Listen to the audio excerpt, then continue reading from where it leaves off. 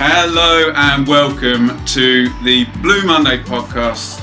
It's International Week and obviously you didn't want us to shut up about football, so here comes one of our rare Blue Monday specials, and I am scanning my brain to think of a living person who's been involved in more Ipswich Town match days than this guy that we're very, very pleased to have on. I won't say who it is in case you're listening via audio, because I'm sure you'll recognise this voice with just a few words. So please say hello, special guest.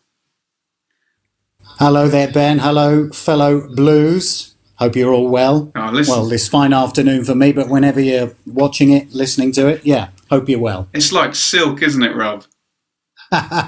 do you ever worry, people who use their voices for a living, do you ever worry about getting nodules or anything and then you can't make any money?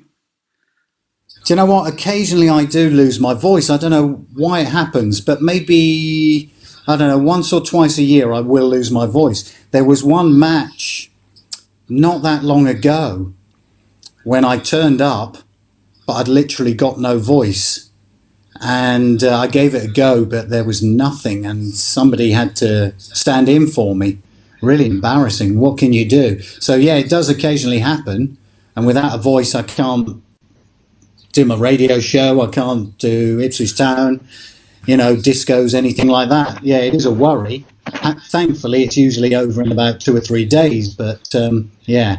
But it's beautiful and silky, and you've probably realised by now that we are here with Ipswich Town announcer, which seems a very American kind of word. Rob Chandler. Rob, sorry, how are you doing? Yeah, it's good to be here, Ben. Thanks for asking me. No problem. Before we get on to the football, just tell us about the day job and how you got there and what was the path. Do you know what? This is the job I wanted since I was about 10. Well, I tell a lie. The first thing I wanted to be was a footballer, of course. Then my other great passion, Speedway, came into my life. So I thought, actually, maybe a Speedway rider. But I've always loved music, and the whole thing of radio, taking it with you is very personal. The jingles, everything. I just fell in love with radio and decided that's what I wanted to do from a very young age. So I sat in my bedroom pretending I was doing a show. Had to bide my time, I suppose. I did discos, school discos, and then a mobile disco around Ipswich. And then the big break came when, I'll give my age away here, but my big break came when I was 20, and I managed to get onto Radio Orwell. And how that came about was quite interesting, because I read a feature in the local paper on a guy called Patrick Eade. Now there's some symmetry here because Patrick now works on a match day in the media centre. But back then he was on the air and the local paper did a feature on him. And I read this feature and I thought, my God, this is me. This is, Patrick is me. He was Ipswich born and bred, was a big Ipswich fan, had worked for the Co-op. His careers teachers had told him, don't be ridiculous, you can't work on the radio. Nobody ever does that. So many people want to do it and there are not many opportunities. So I wrote to him and I sent a tape and I said, I also, tick, tick, tick, tick. Sent him a tape of some stuff that I'd done in my bedroom. That sounds wrong. All right, Paul Jill. Oh my God. Let me rephrase that. I sent him a tape of some radio links that I'd done on my home hi-fi in my bedroom. And he liked the sound of it. He played it to the boss, who liked the sound of it, and they invited me in to make the tea and watch the pros for a while. And then they let me loose on a late show where I couldn't do too much damage. And I did sort of fill-in relief work for about 3 years while carrying on with my full-time job for the Ipswich Co-op, the fuel department on Derby Road, which is no longer there. And then finally they took me on after about 3 years doing both. And that was how I got into it. Do you think you were born with the voice, or did it something that you kind of developed and came up with yourself? Do you know what? That's a really good question. I don't know. I think maybe back then I had more of an Ipswich accent which I've perhaps managed to train myself not to have so much. And maybe, yeah, I think you do develop a bit of a radio voice. I mean, I try not to be, hey, everyone, hey, good morning, how you doing? You know, I try not to be like that. I try to be natural. Although having said that, if ever I hear old recordings of myself, I think, oh my God, Noel Edmonds, who was one of my radio heroes. Yeah, he did okay. He did all right, to be fair, didn't he? Yeah, he did all right. I mean, he was a genius on the radio back in the day. People forget, I think, you know, they see him as, you know, Mr. Corporate and Deal or No Deal, but back in his early radio days was incredibly inventive and original. And I think maybe I subconsciously copied him to a degree.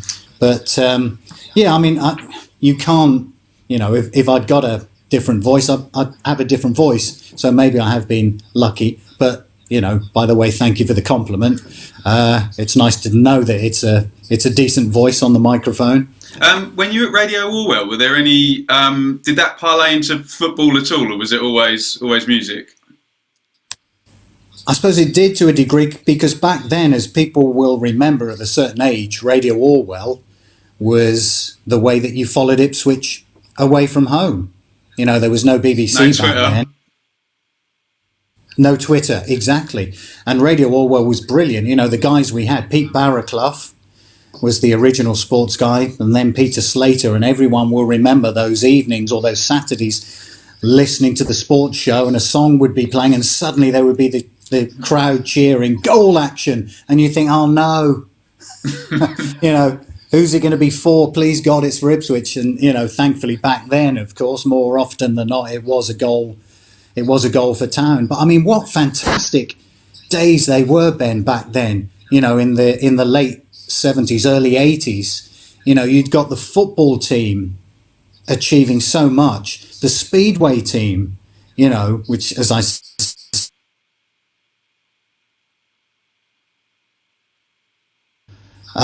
what a time to be alive, you know, as people say. But it really was. You know, your hometown was on the map. Absolutely. In a massive way. And, you know, it was just fantastic times. And of course, being able to go on the radio and reflect how well our two teams were doing, and the players would come on the show. I remember John Louis would come on and do a Thursday Speedway spot with Andy Archer. People might remember that.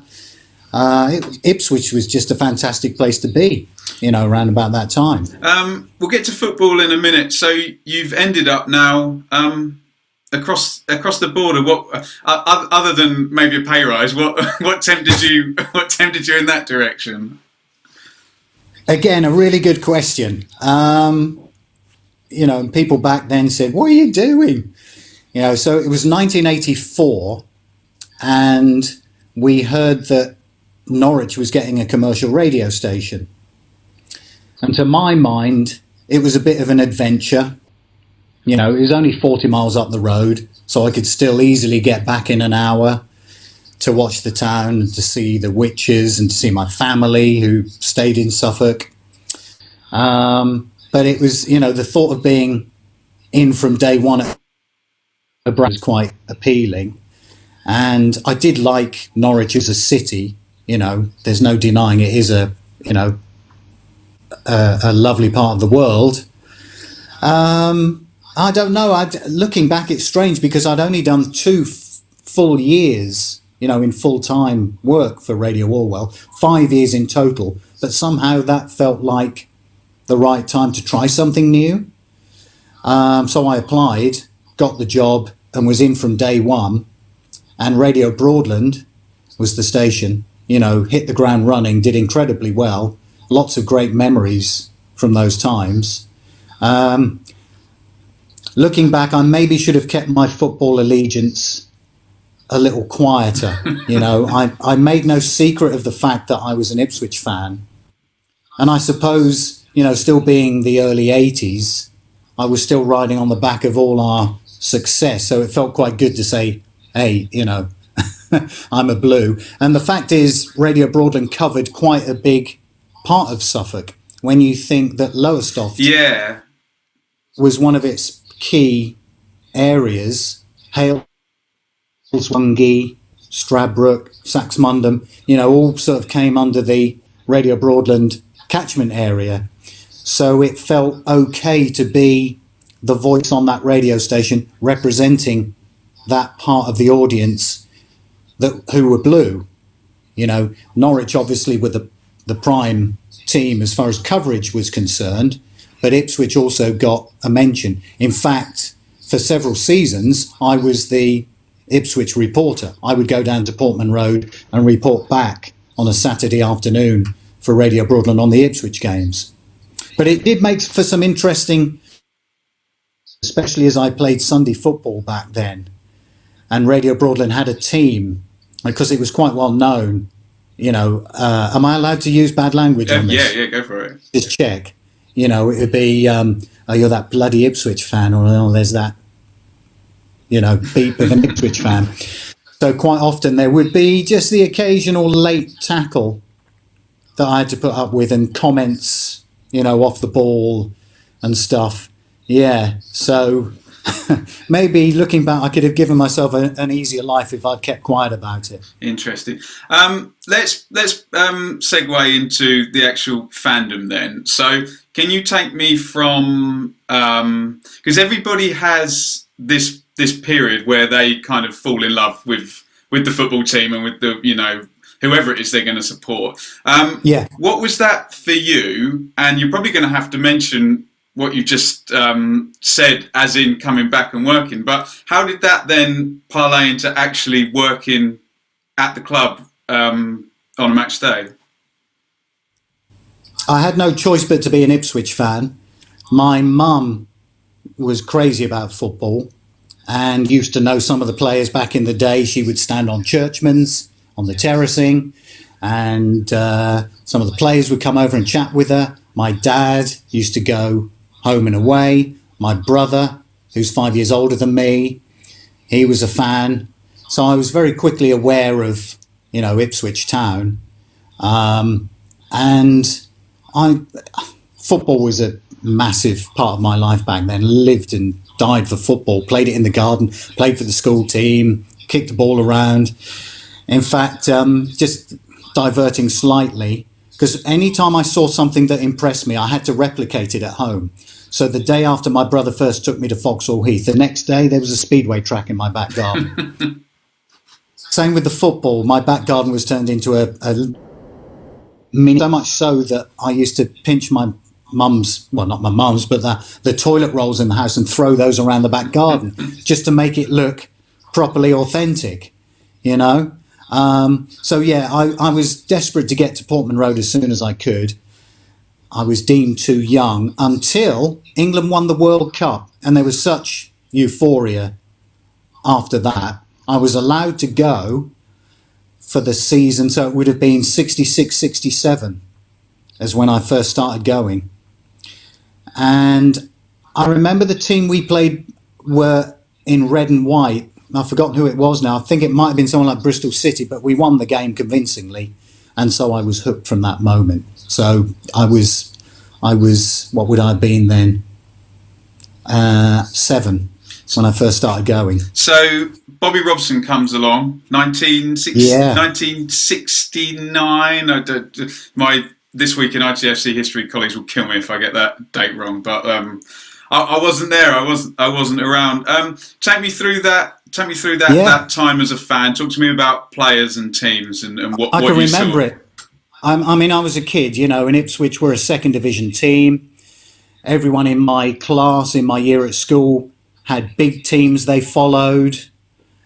So Chelsea were my second team, if you like, and I was Peter Osgood in the playground. But Ipswich always came first.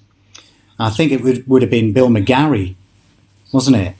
Around about that time. But I can remember, vaguely, Bobby Robson coming, and I can remember him being, booed. It didn't work out for him to begin with, and I can vaguely remember the Robson out chants.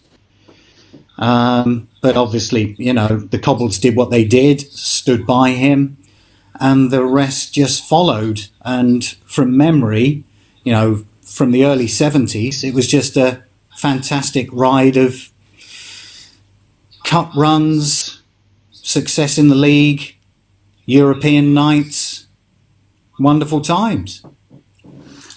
So you mentioned that when you were working for the radio in Norwich, that you were sent down to cover Ipswich. Was that your first time actually, working at football rather than being a fan? Take me through that. Yeah.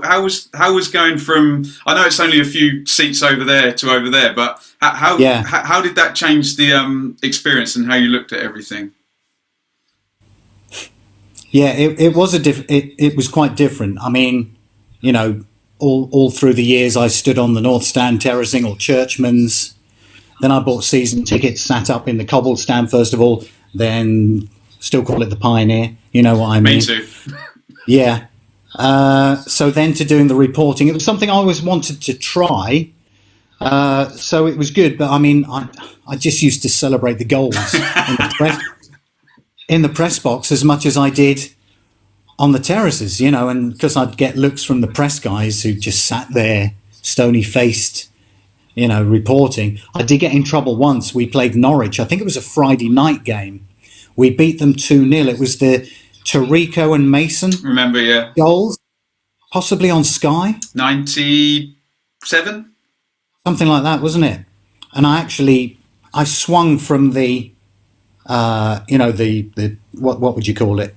The rafters. Right. I actually leapt up on the rafters and was swinging in the press box, and the steward came over and said, "Any more of that, and you're out." And this was while reporting. Actually, maybe I wasn't working that night with it being on Sky. Friday night, perhaps I wasn't working, but I still watched it from up there. So were you on headsets back to Norwich then? Well, no, it was just a phone. Oh. It was just a phone, dial up. It's been a goal at Portman Road. Okay, stand by.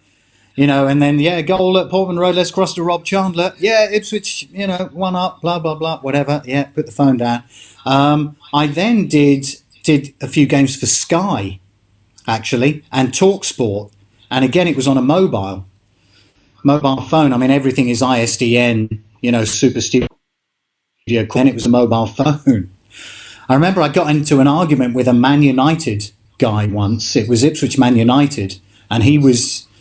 What would he have been doing it for Piccadilly as they were back then? A Manchester-based radio station anyway. And he was doing a little commentary, and Steve Palmer won the ball, I thought, quite fairly. And I think he questioned it and said, something about it should have been a foul and a yellow card. And I sort of scoffed. I went, Pfft, like this, and he became aware of it. And there was a little bit of a, standoff between us. Luckily, Ipswich won the game, so I had the last laugh. Might have been something like 3-2, that one. Was there a 3-2? Yeah. Was that the relegation season? I think that was the horrible 94-95. We with the 9-0 that we won't mention the other end. I think, or the season before. Sorry, because I know people... Sometime around then, wasn't it? I know people who listen to this podcast will know the exact date and time and month and date of that. But right, so how and why and how does this opening to be the announcer... I'll answer this eventually, won't I? You've asked me about 3 times now, Ben. But how does that open up? And because let's be honest, a lot of people...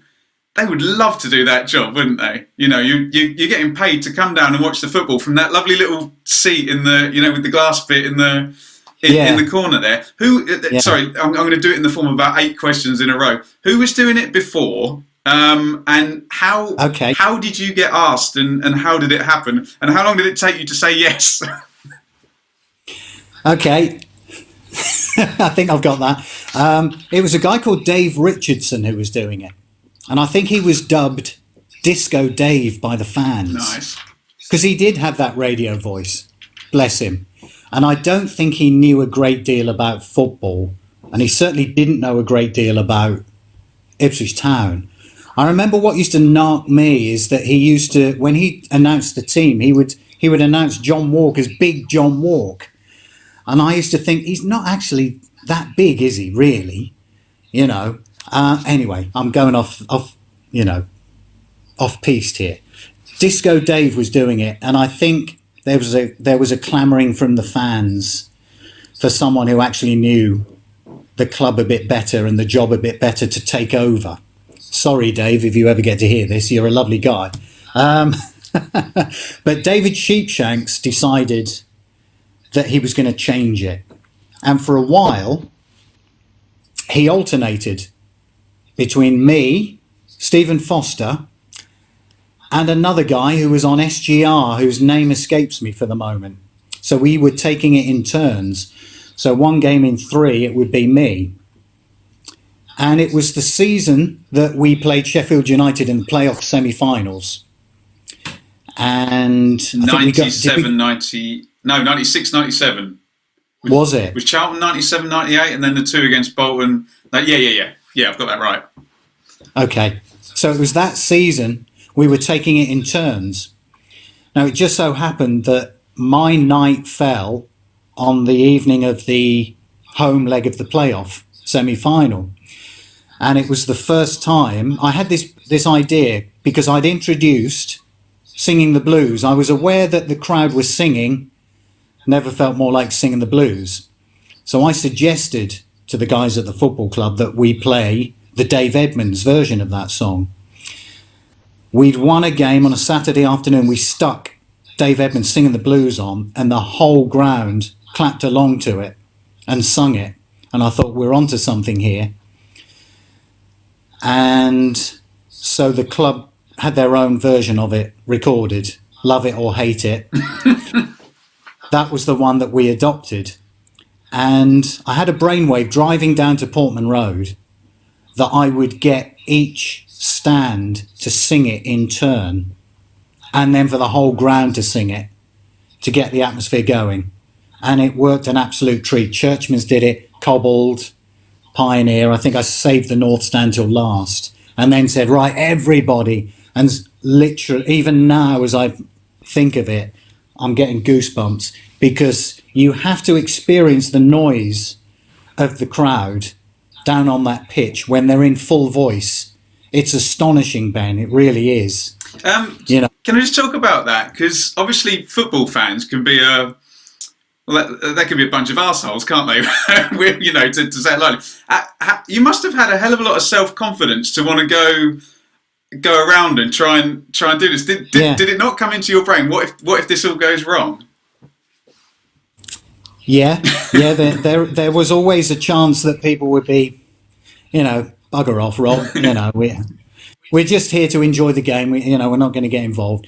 But it was a calculated risk, because it was a playoff semi-final, for goodness sake. If you can't be motivated and get behind the team for that, then you never will. So it was a calculated gamble. It paid off, fortunately. I felt great. The noise was incredible. And again, when the teams came out, the hairs on the back of my neck stood up. It was amazing. But the interesting thing is, it's surprising how much you can hear, of what's being said from the crowd. When I go and do the penalty shootout or whatever, those halftime games, you can hear stuff that's being said from the North Stand.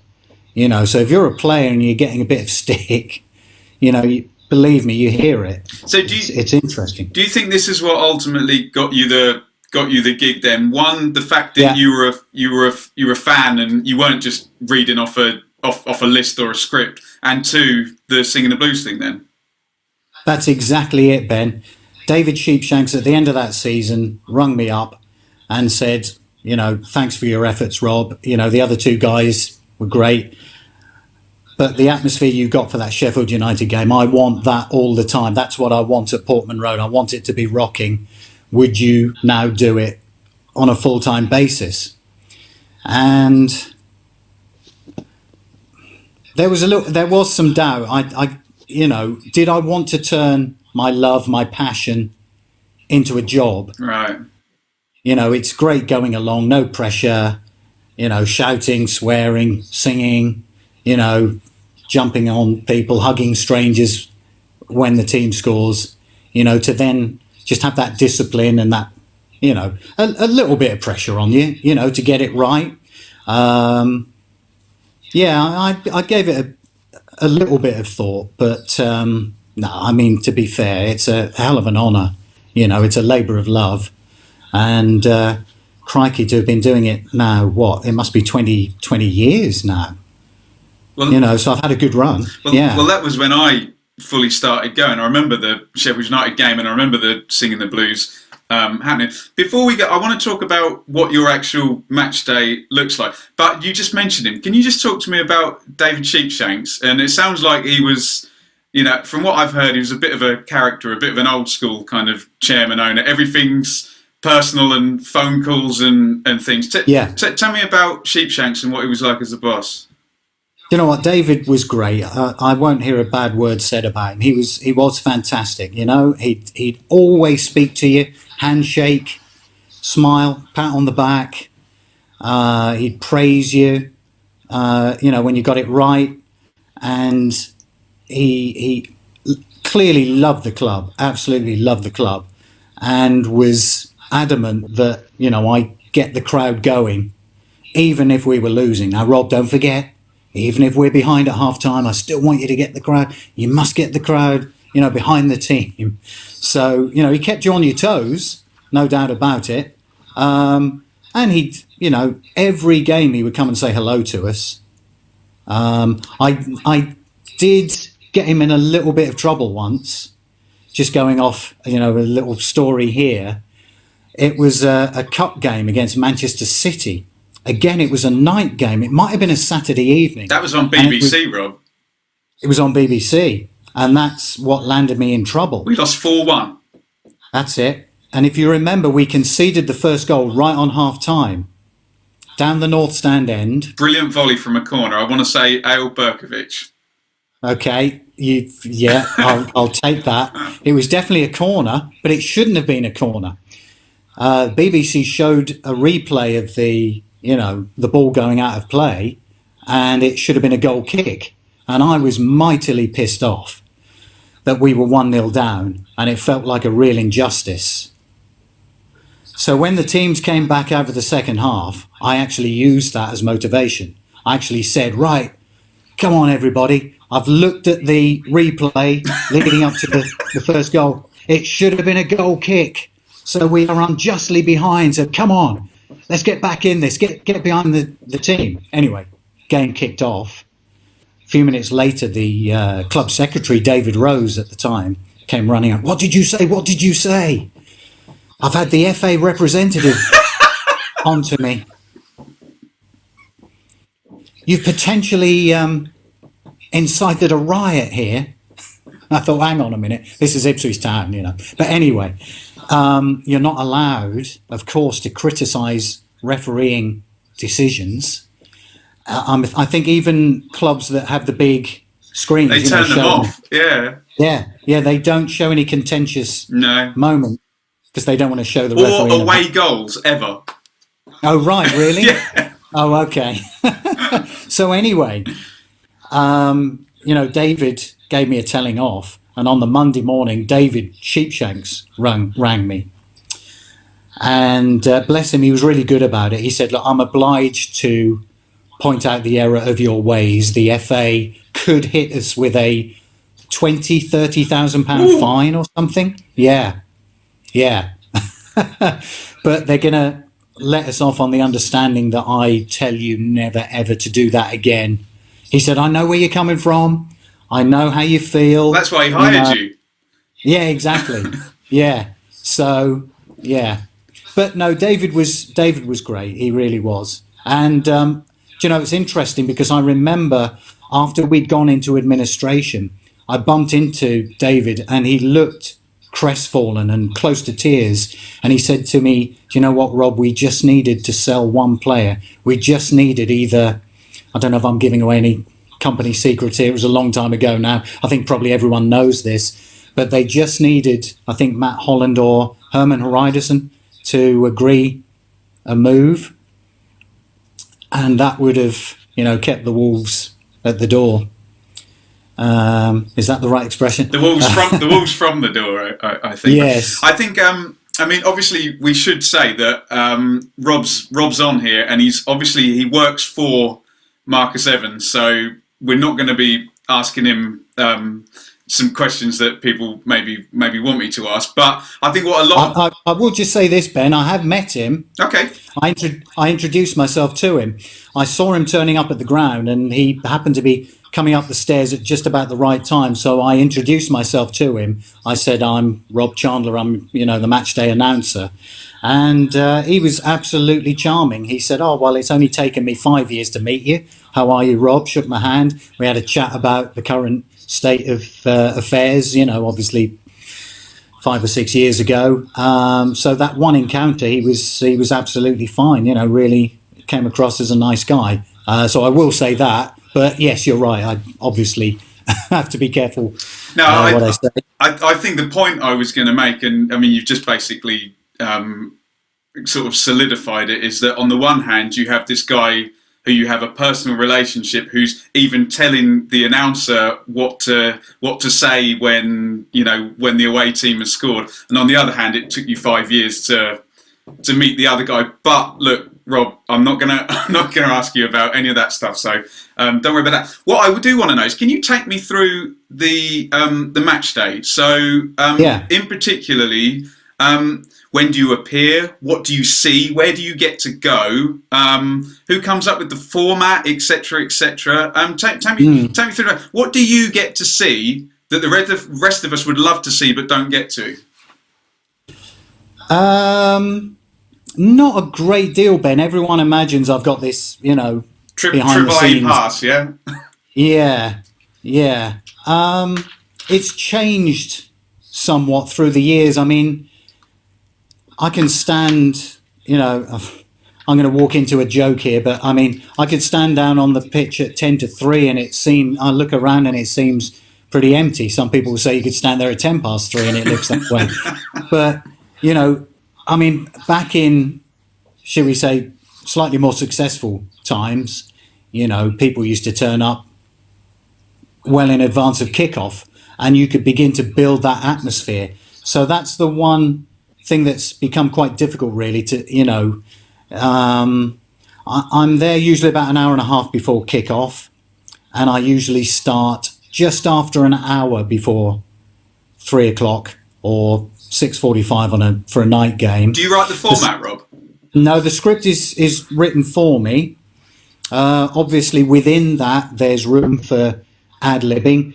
For example, when I interview the mascots, or the community champion, or any ex-players, and we do the halftime games, I can sort of, introduce my own take on that. And, through the years, nothing is more enjoyable, Ben, than standing on the pitch, cracking a joke and hearing the crowd laughing at it, taking the mick out of, one of the penalty takers, or, whatever the halftime entertainment is, something like that. And of course, I suppose, one of the advantages that I have is when I have to interview someone like Ray Crawford, Franz Tyson, Arnold Muren, any of the old guys. I mean, heroes, absolute heroes.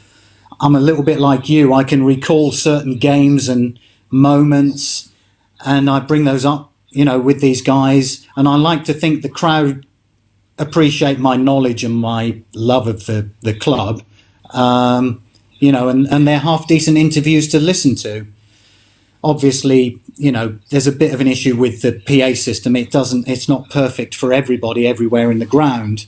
I'm aware of that. But sorry, really nerdy question, Rob. You don't have any kind of monitors or anything. You are coming back just off the boomy speakers, yeah? Yeah, it takes a bit of getting used to. It is weird. You speak into that mic and you can hear yourself sort of echoing around the ground. So it is a bit weird in that respect. Interesting. But in terms of the music, I mean, I still have, if I have any ideas, I'll share them with the club. I used to, have a lot more input, but by and large now the music is chosen by the club. The music that the teams walk out to is chosen by the club. The goal music, back in the day, which we don't have now, of course.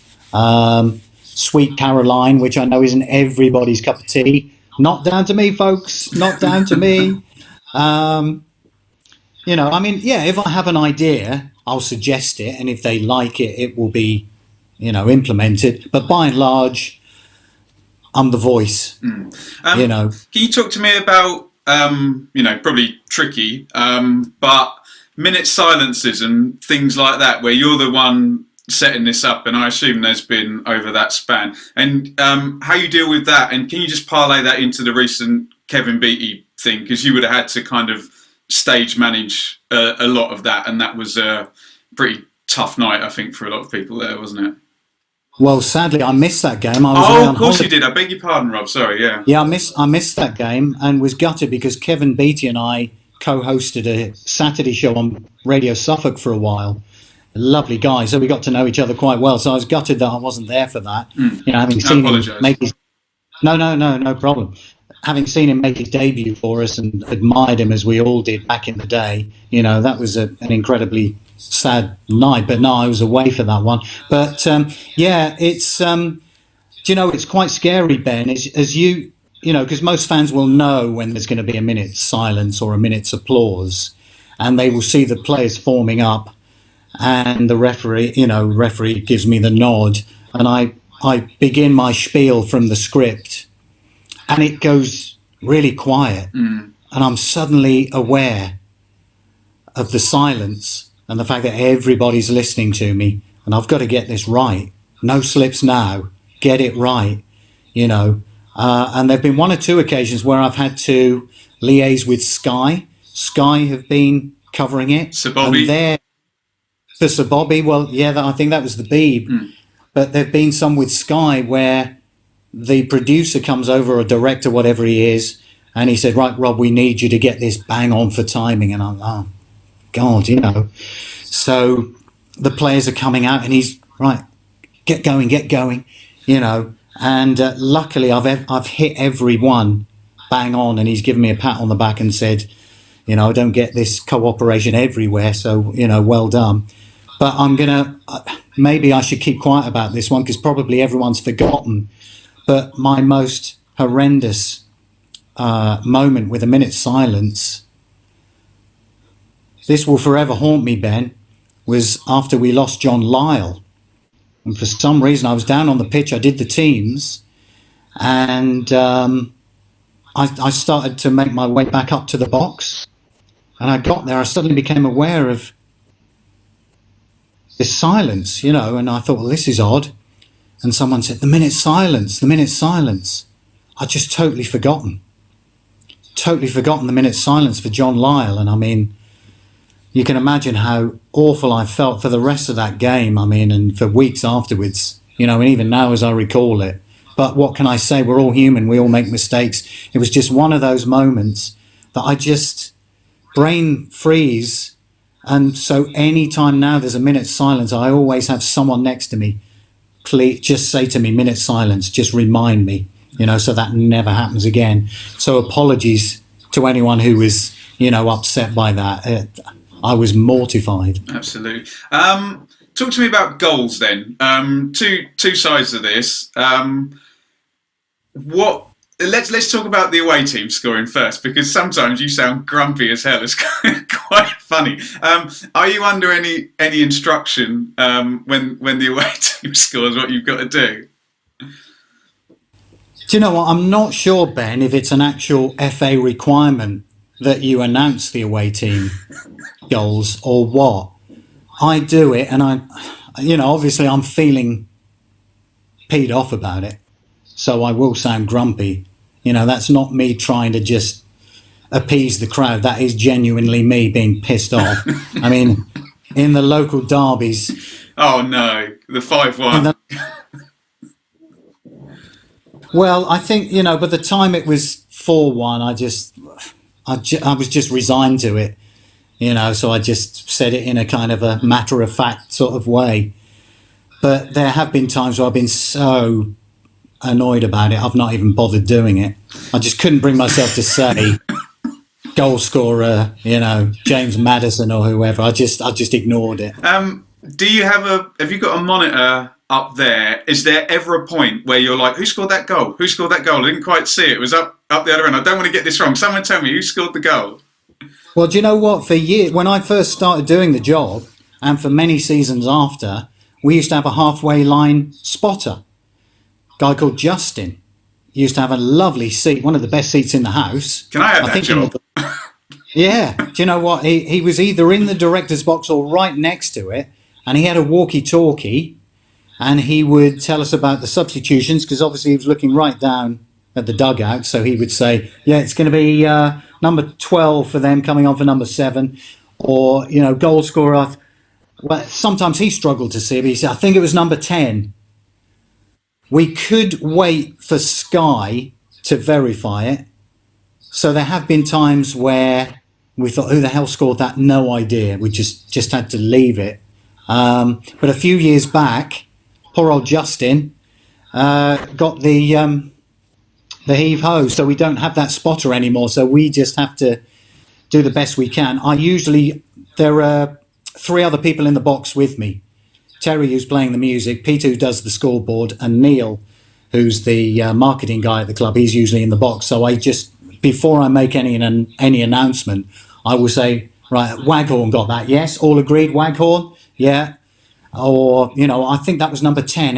Did anyone else agree that number 10? There is a monitor we can go to, I think, and it usually homes in on the goal scorer. Or you can just tell by the body language, all the players going to the scorer. Yeah. And sometimes you just have to, if he scored down the north stand end, you just have to wait for him to turn around so you can see his number. So if ever there's a slight delay, it's because I'm just waiting to see who it was, or I'm waiting for Sky to verify it.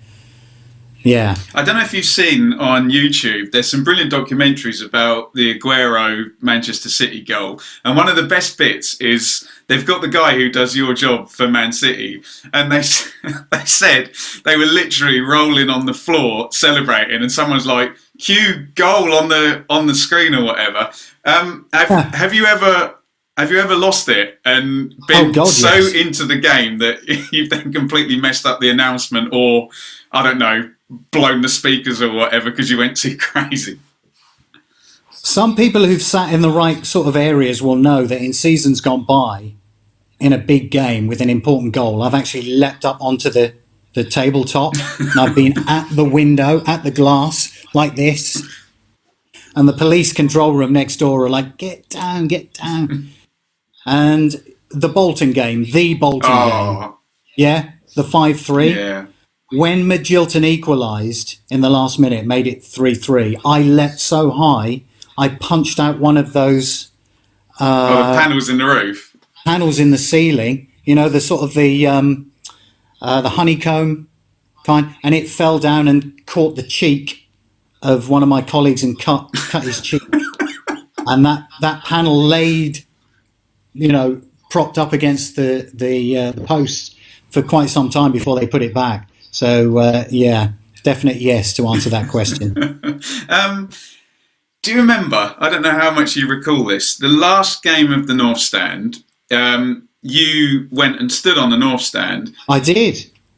Did you have an open mic, and was it open during the game? Because I'm sure I remember hearing some choice stuff coming through the stadium PA. I'm sure. Well, they've got control of the mic back in the booth. Whether or not, from memory, they might have left the mic channel open. I think they left it open. I think they might have done. Then I had the option of switching it on or off. Right. At the bottom of the mic. So you may be right, but that was the 2-1 against Man City, wasn't it? The Royce header down the North Stand end. And if you watch that back, I can actually see myself because I'm standing down at the front, and I can actually see myself on that footage celebrating the goal. And then did you? And then, of course, announcing it. That's brilliant. Yeah. That's brilliant. But, I mean, the North Stand was where I went to see my very first game, standing on a milk crate, at the age of 7. And I just thought, for the last game of that North Stand, I should be there. It just felt right. Interesting, very good. Just talk to me about this, because you must remember the Premier League comes and Sky take everything over, and you got cheerleaders and whatnot, and it looked like they were going to try and give it the American sport presentation. And you've already mentioned, we have a penalty shootout at half time. What is it about English audiences that don't necessarily take to the kind of razzmatazz? I remember you tried to do the German thing of getting the crowd to say back the scorer's name. Just talk to me about football as a entertainment, razzmatazz, and why aren't English audiences necessarily interested? I don't know, Ben, to be honest. I do remember trying to introduce that thing of the crowd shouting back the surname, and it actually began to take off. But for whatever reason, the club decided not to go with it. They also didn't like my idea of having Lulu's shout as the goal celebration music. We tried it for one game. We scored and it was a hey, hey, hey. I thought it's quite good, but they knocked that on the head. I don't know. I mean, the cheerleaders kind of divided the crowd, didn't they, as well? Some thought they were great and others thought, no place for that sort of thing in football. I do remember David Sheepshanks had an Australian secretary back in the day, and she used to be quite involved with, the whole match day presentation thing. And she had, this was never going to be taken on, but she wanted, when a player for the opposition was sent off, she wanted us to play. Nah. Yeah. No, really? Hey, goodbye. How did you know that? They do that in wrestling. I watch wrestling. Oh, do they? Yeah. She wanted that. Do you remember Wimbledon used to play the Jaws music when they got a corner? What, during the game? Yeah. Amazing. When Wimbledon got a corner back in the day. Here comes John Fashanu, yeah? Ridiculous. Yeah. Unbelievable. Any mistakes, funny pronunciation things that you can any Can you imagine? Can you imagine what my life is like now, Ben? I get the team sheet and the first thing I do is look at the opposition. Right. Oh my God. Some of the names now are real. Well, none of your counterparts can say Bialkowski. They all say Bilakovsky. Every single one. Ridiculous. Sorry, carry on. Yeah. Well, I mean, there are some of the names now, Ben. I long for the bygone days when it was Smith and Jones and Brown and, Thompson. Some of the names now, actually the other night, Middlesbrough, I mean, they've got some testing names, but I knew them all. I recognised all of them. The challenge comes when there's a name on there and you think, well, I've no idea who that is. I've no idea how to pronounce that. What I will often do in that situation is either seek out an away fan in the disabled area, or I'll approach, the opposition coach or manager or something, and ask them. Because, there's some real testers. There was one game, and it was Halloween, because I remember a guy called Steve, who used to do a newspaper column for the East Anglian, commented on it. Back in the day, the full-time results were sponsored by One Railways. Right. One Railway. If you've ever tried saying a word beginning with W next to a word beginning with R, Wayne Rooney. Jonathan Ross, yeah. The number of times I've heard Wayne Rooney, people trip over Wayne. Anyway, I tripped up over One Railway, and it made the guys either side of me start laughing. And I was trying to read the scores out, and I got the giggles, and to the point where I was just, I'd just gone big time. And I saw people looking up, and I think Steve Mellon, if you remember that name, Steve Mellon said something about mysterious, ghostly laughing coming from the PA. Was it something to do with Halloween? So yeah. Before we go on to your favourites, your favourite players, and games that you've announced. Treading carefully, obviously, because we know you're an employee. Can you quickly give me your thoughts on the current team and the current manager? Obviously, we're recording this the day. You know where I'm going with this. We're recording this the day before the Swansea game, so if anything were to have changed, I'll do some editing. But thoughts on the current team and current manager, Rob? You know what? I was thrilled when we got Paul Hurst, and I was thinking it can only be better now. it has to be better. Let's have some attacking football. Let's see when we're on the attack, 2, 3, 4 players in the box. And maybe that will come. Maybe we just need the right personnel in there. I'm thrilled to see Andre Dizel back in the side because I think he is just an amazing footballer. I love watching him. The way he finds space. He appears to just glide over the pitch. He can pick a pass. Absolutely love Andre Dizel. So maybe we can get him fit and it will change things. Emir Hughes to come back in. But, I look at a successful team and there are 3 or 4 sources from which you think goals will come. All the best teams have a couple of strikers who will get you goals, a couple of midfielders who can get you goals. I think we just need that. But I think it's a confidence thing at the moment, Ben. And the longer this winless run goes on, the more it gets in the players' heads.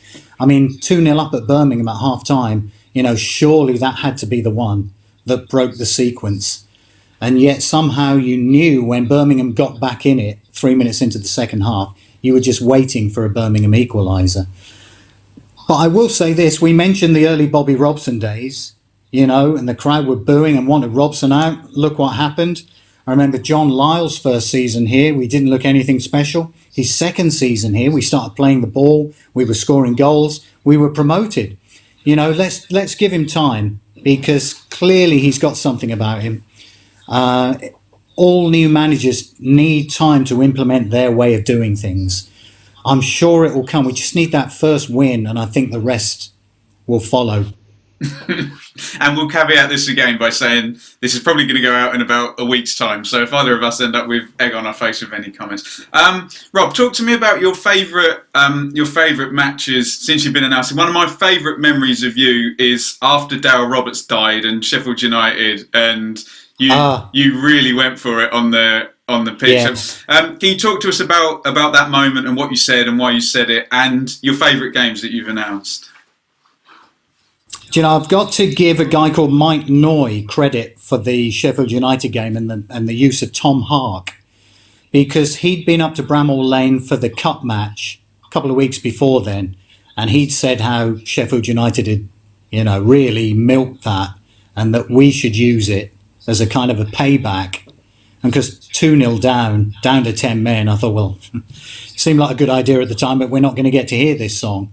Little did we know that we'd come back and, win it 3-2. As you say, an emotional day after we lost Dale Roberts anyway, but then to turn it around with 10 men, 3-2, and because blasting Tom Hark, their own song, giving it back to them was just incredible. The other one that, will long live in the memory, of course, is the late winner against Coventry, where I think I actually announced the goal and sung "Ole, ole, ole, ole" over the PA. That was incredible. The Bolton game, of course. If I live to be 100, Ben, I don't You'll never think see I'll anything ever, like that again, no. There'll never be anything like that. And what it meant, what was at stake, just incredible. And Rob, what I always say to people is those 3 games, the 2 Bolton and then Barnsley, that was the payoff of a 4-year story leading up to it. And to have part in narrating that as well, Rob. Yes.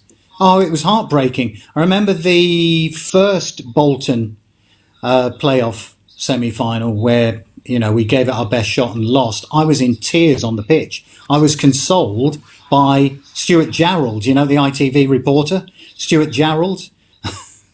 I just burst into tears. I just could not hold it in, and he actually hugged me. God knows what that looked like from the stands. Absolutely heartbreaking. And then to have to drive back up to Norwich and be on the radio the next morning in Norwich, after those defeats was tough to take. So, at the end of those, the Bolton game where we finally made it and then beat Barnsley, I cried again, but happy tears this time. And as you say, after all those years of heartbreak, to finally get there was, it was brilliant. Amazing. You don't have to just from your announcing career, but just from your supporting career, 2 or 3 players who you've enjoyed watching the most? Yeah. Early days, my favourite player was Danny Hegan. I've always had something about wingers, and how they can influence a game. So Danny Hegan was my boyhood hero, although Ray Crawford, of course, was always banging the goals in. So I love Ray Crawford as well. And later through the years, I was a big fan of Brian Hamilton, who now lives just down the road from me, ironically. Brian Hamilton was a fantastic goal-scoring midfielder. Of course, the Dutchman, Franz Tyson, I would pick out of the two, was my favourite. And of course, I suppose in more recent times, Marcus Stewart. I mean, what a player. What a clever footballer. Genius. Absolutely. Yeah. Rob, we know you and I know that you have somewhere to be. Just very, very quickly before you go off, you're a fixture there. Are we going to keep seeing you there seasons to come? For as long as the club want me, Ben, I'm happy to keep turning up and doing the job, which hopefully will be for many seasons to come.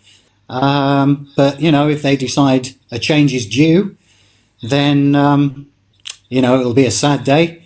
But I guess I'll revert to the stands. You'll be back in carry on following the Blues. But no, hey, I'd love to do it for another 20 years. Let's wait and see. That's up to the club. I'm happy to carry on doing it for as long as they want me, and for as long as the fans want me, to be fair.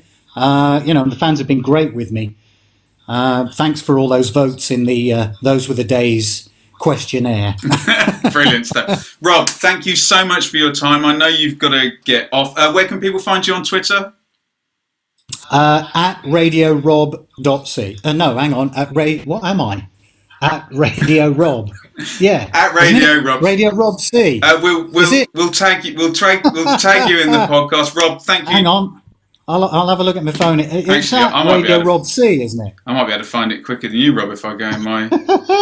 At Radio Rob C. At Radio Rob C. Ladies and gentlemen, the voice of Ipswich Town Match Days at Portman Road. Rob, thank you very much, and see you soon. Cheers, Ben. I've enjoyed it. Thanks, mate.